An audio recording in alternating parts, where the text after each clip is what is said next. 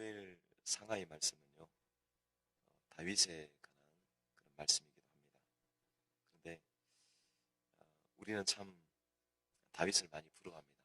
왜 부러워합니까? 다윗을 부러워하는 이유가 그에게 붙는 수식어가 하나 있죠. 그죠? 어떤 수식어가 붙습니까? 하나님의 마음에 합한 사람이라는 수식어가 붙기 때문입니다. 그래서 성경에 나오는 많은 믿음의 사람 중에 다윗을 부러워하실 것이고 저도 많이 부러움이 대상이 됩니다. 그런데 이 다윗에게 하나의 커다란 어려움이 있었죠. 뭐였습니까?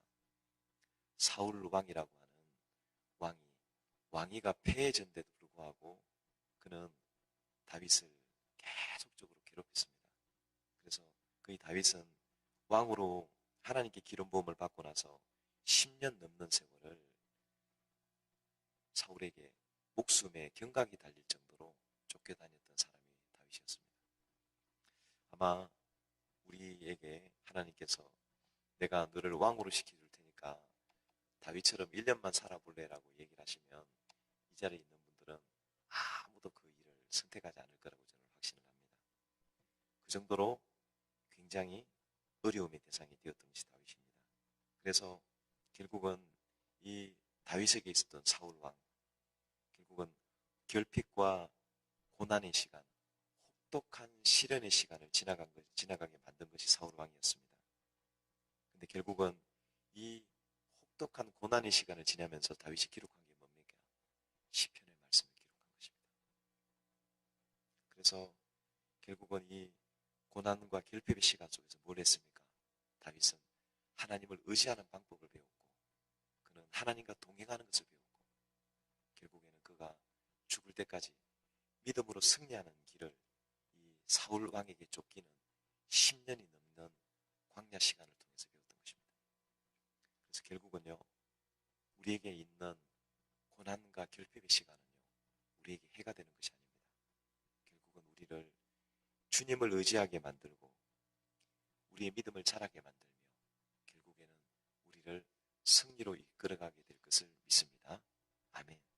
그래서 오늘 첫 번째 말씀은요, 풍요 속의 불임이라는 제목입니다. 따라해 볼까요? 풍요 속의 불임. 제가 몇 번 설교를 했는데요, 구약 성경에 나오는 특별히 신약에도 불임에 관한 얘기가 기사가 자주 등장합니다. 이 불임은요, 단순한 불임이 아니라는 것이죠. 이 믿음의 사람들이 겪는 불임은요, 뭐냐면요, 그 시대적인 영적인 어두움을 상징하는 불임으로 많이 쓰임받게 됩니다. 그래서 아브라함에게도 어땠습니까? 아브라함도 열방의 그런 아비로 부름받았잖아요. 그런데 몇 살까지 자식이 없었습니까? 아브라함이 100살이 될 때까지. 그의 아내였던 사라가 90이 넘을 때까지 불임이 있었습니다. 그래서 결국은 그 고통의 시간 속에서 믿음으로 그것을 이겨내게 되고 하나님의 은혜로 자식을 얻게 되는 것이었죠. 그래서 사무엘 상하 시대는요, 사사 시대부터 이어지는 영적인 흐름이 있었습니다. 그게 뭡니까? 왕이신 하나님을 버리고 자신의 소견대로 자신이 주인이 되는 시대였습니다. 그래서 하나님은 풍요롭고 오늘 본문에 보면 1절로 쭉 시작되는 엘가나의 그런 소개, 한나와 엘가나를 소개를 하고 있는데요. 어땠습니까? 굉장히 풍요로운 가정, 모든 것이 다 있는 가정, 만족한 가정. 남편은 어땠습니까? 요즘 표현으로 말하면 소위 사랑꾼이라고 말하는 사랑이 많고 인격적인 사람, 그리고 부자였습니다. 유력한 사람이었습니다. 그런데 중요한 것은 이 시대가 영적으로는 너무나도 하나님께로부터 멀어져 있는, 제사장도 그렇고 모든 사람들이 하나님을 보지 못하고 있는 영적인 어둠의 시대였던 것입니다. 그래서 하나님은 이 영적인 암흑기를 깨우기 위해서 새로운 일을 시작하는데 그게 뭐냐?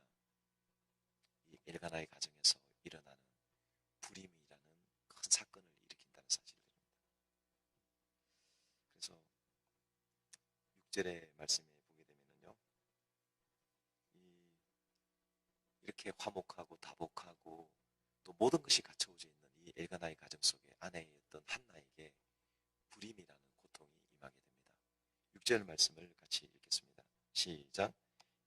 여호와께서 그에게 임신하지 못하게 하심으로 그의 적수인 분인나가 그를 심히 격분하게 하여 괴롭게 하더라. 자, 말씀해 보십시오. 왜 한나가 아무런, 그러니까 육신적으로는 한나는 임신을 하지 못할 이유가 아무것도 없는 것입니다. 그런데 임신을 못하는 이유가 한 가지 있었습니다. 왜 임신을 못합니까? 하나님이 임신을 못하게 하신 겁니다.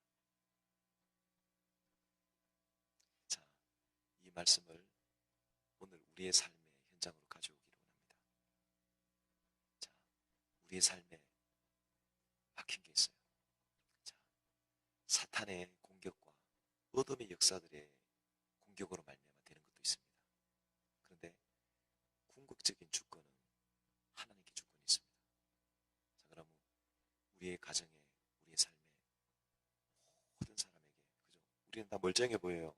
아무런 문제가 없어 보여요. 그런데 알지 못하는 문제, 아는 문제가 우리의 삶에 탁 막혀 있습니다. 이게 뭐냐? 하나님의 주권이라는 거죠.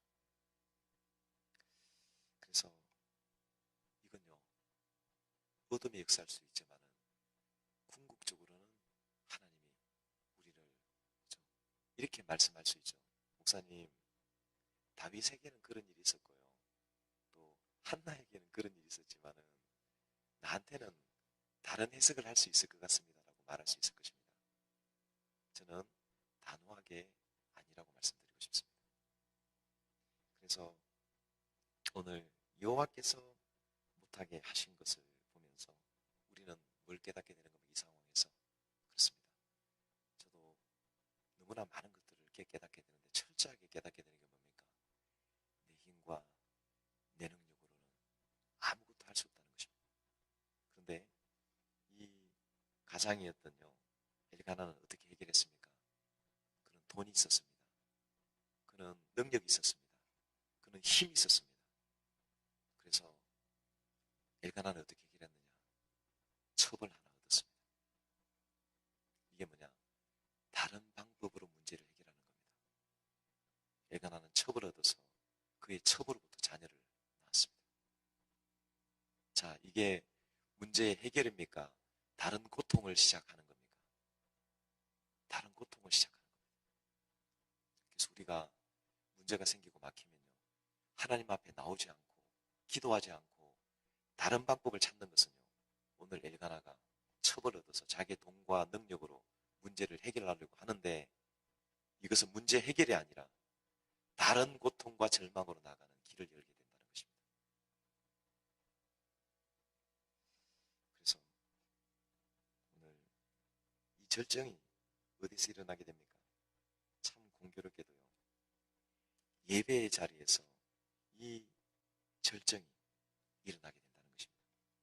7절 같이 읽겠습니다. 7절 같이 읽습니다. 시작.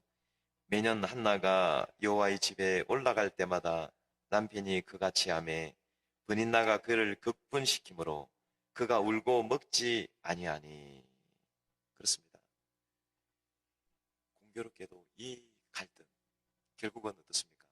남편이었던 엘가나는 믿음이 있고 다 모든 것이 완벽한 남편이었으나 하나님이 막으신 일을 갖다가 다른 것들로 방법을 찾아내니까 결국은 가정이 예배 자리에서 제일 갈등을 일으키는, 폭발을 일으키는 원인이 되게 된다는 것입니다. 그래서 우리는 이런 하나님의 집에서 일어나는 갈등, 이것은요, 우리가 하나님의 승리를 버리게 되면 이것은 지속적으로 일어나게 될 것입니다.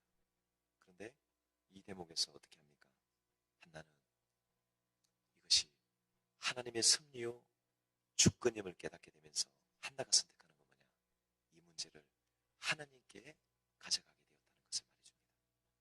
그래서 10절, 11절 말씀인데요. 이제 말씀의 결론으로 가게 될 건데요. 우리 10절, 11절 말씀을 같이 읽겠습니다. 시작.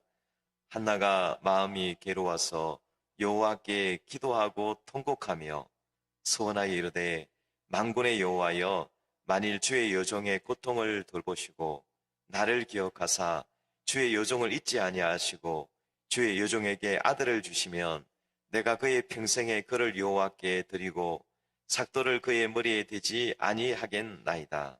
아멘. 자, 우리에게 하나님이 바라시는 게 뭐냐?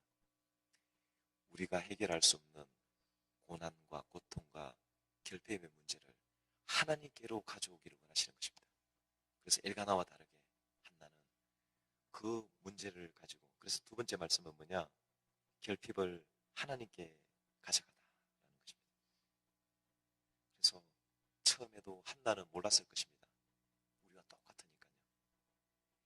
기도하면서 예배하면서 하나님 앞에 한나가 어떻게 기도합니까? 오늘 한나의 기도를 보면 첫 번째는 이 고통의 문제를 가지고 나니까 뭐밖에 안 나옵니까? 눈물밖에 안 나오는 것입니다. 그래서 때로는 하나님 앞에 울어야 됩니다. 딴 기도 안 해도 됩니다. 때로는 아무것도 할 수 없을 때 하나님 앞에서 우는 게 기도입니다. 울고 통곡하고 그러다가 그는 잠잠해지면서 하나님의 감동을 받게 되고 하나님의 뜻을 깨닫게 되고 결국에는 서원을 하게 됩니다. 처음에는 아들을 달라고 기도했던 것을 한나가 성경에는 안 나와 있지만 이 아들을 통한 하나님의 섭리가 있음을 깨닫게 되고 아들을 주시면 하나님께 아들을 드리겠습니다. 그래서 어떻게 됩니까? 한나는요 사무엘만 얻은 게 아니라 사무엘을 낳고 나서 사무엘 동생들을 하나님이 줄줄이 사탕으로 주신 것을 믿으시기를 축복합니다. 아멘. 그래서 말씀을 오늘 마무리하기를 원합니다. 우리가 스스로 해결할 수 없는 문제, 고통이 있다면, 이런 불의인과 같은 절망이 있다면, 내가 감당할 수 없는 일들이 있다면 철저하게 하나님 앞에 나가서 통곡하고 눈물로 기도하고 하나님 앞에서 그 문제를 가지고 나갈 때 하나님은 우리로 하나님의 뜻을 깨닫게 해주시고 결국에는 하나님께서 우리가 하나님의 뜻을 받아들이고 그것을 따라 내 삶을 하나님께 드리기로 작정하고 내 영혼과 내 가정뿐만 아니라 내 물질과 나의 모든 재능과 달란트까지 하나님의 뜻을 인정하고 하나님의 뜻대로 나를 사용하소서라고 내 삶의 주권을 하나님께 온전히 내어드릴 때 하나님은 당신의 새로운 역사를 펼쳐 나가시게 될 것을 믿습니다. 그래서 오늘 우리도 한나처럼 엘가나처럼 자신의 힘과 능력으로 해결하면 죽을 때까지 이 문제를 안다가 죽을 것입니다. 하나님과 상관이 없는 삶을 살게 될 것입니다. 그러나 한 사람이 깨어날 때 그렇습니다. 남편은 못 깨어났습니다. 근데 한나라는 한 사람이 기도의 사람이 깨어나고 그 문제를 하나님께 가져가서 기도하기 시작할 때 이스라엘의 어둠을 깨우고 엘가나 가정의 영적인 어둠을 깨우고 하나님의 거룩한 사명을 일으키고 하나님 나라의 임재를 가져오는 사무엘이 한나의 기도로 태어나게 된 것을 믿습니다.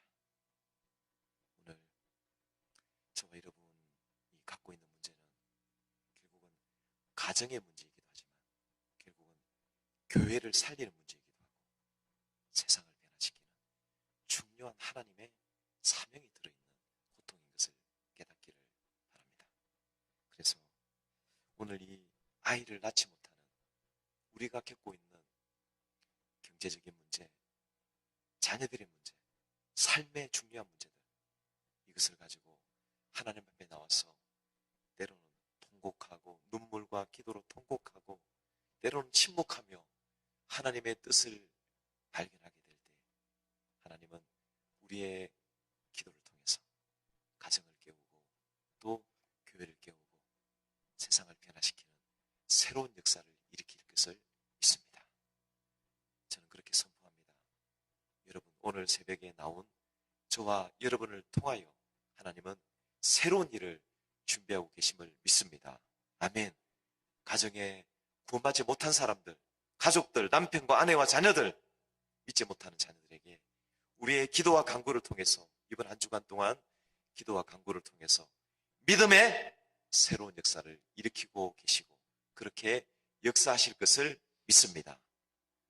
이 5일 동안의 특세를 통하여 하나님의 선하신 역사가 가정과 교회와 삶 속에 일어나게 되고 하나님의 뜻을 깨닫고 하나님의 주권을 따라 우리의 삶을 온전히 드릴 수 있는 저와 여러분들이 되기를 예수 그리스도의 이름으로 축복합니다.